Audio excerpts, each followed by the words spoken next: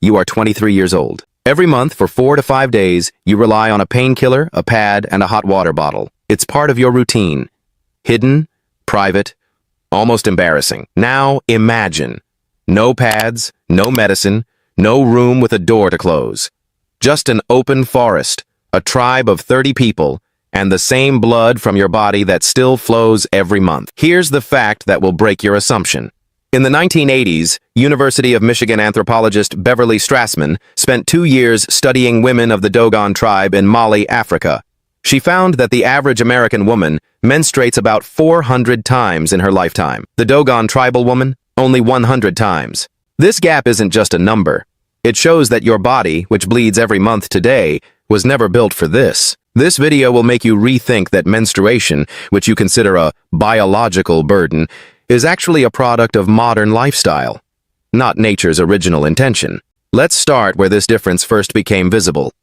Among the Hadza tribe in northern Tanzania. In the late 1980s, University of Utah researcher Kristen Hawkes and her team lived with Hadza women for months. This tribe still lives by hunting and gathering. No farming, no stores. Hawkes found that these women's body fat is about 8 to 10% lower than modern women's, and this body fat percentage directly affects the menstrual cycle.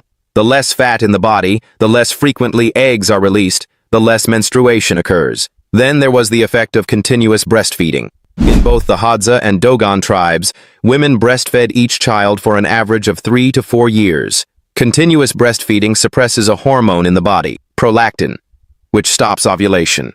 The result? A woman who had a child every 3 to 4 years from age 20 to 35 rarely got her period at all. Add one more layer. Harvard researcher Grażyna Jasienska compared rural and urban women in Poland in the 1990s. Women who did physical labor on farms and ate fewer calories had progesterone levels up to 25% lower than urban women. But here's where the story takes a strange turn. If menstruation was this rare, then the question arises, how did the community view it when it did happen? Let's turn to the San people of the Kalahari Desert in South Africa. In the 1970s, anthropologist Richard Lee spent several years with this tribe. He recorded that whenever a woman was menstruating, she would go to a separate small hut away from the group, what researchers today call a menstrual hut. This was not a punishment. It was more like time off, a break from cooking, childcare, and daily chores. But here's the real twist.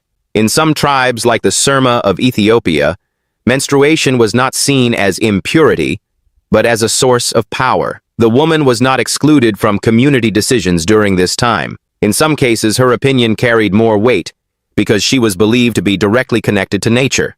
So the question, without pads, without tampons, how did these women manage the blood? This is where a 2015 study comes in, conducted by anthropologist Alexandra Druyan on Aboriginal Australian communities. Recorded materials show that women used absorbent materials, soft tree bark, dried grass, pieces of kangaroo hide, and in some regions, sea sponges. After use, these materials were burned or buried, a kind of hygiene system without any modern technology. But here's a twist most people don't know. In 1971, American psychologist Martha McClintock published a study that became known as the McClintock effect. Her claim was that women who live together closely, like in a college dorm, or here within the same tribe, have their menstrual cycles sync over time. Anthropologists assumed this happened in ancient tribes too, that the whole group's women would menstruate around the same time, go to the hut together, return together. This idea remained popular for decades.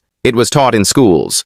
It was shown in documentaries. But in 2017, researchers at Oxford University analyzed a large data set, data from 1,500 women who lived together, collected through a period tracking app. The result was the exact opposite of McClintock's claim. Instead of cycles syncing, over time, women's cycles actually drifted further apart. The McClintock effect, believed true for 46 years, turned out to be statistical noise. No real biological mechanism was ever found to prove it. So if syncing wasn't real, why did women in the San and Surma tribes go to the hut together? The answer isn't as mysterious. Beverly Strassmann herself found the other side of this. It wasn't syncing. It was social habit. Women told each other, preferred going together, avoided going alone, just like women today, joke about going to the bathroom together, but behind it lies a real social bond. And this is the real difference between you and that Dogon woman Strassmann met in the 1980s. Her body was built to bleed 100 times.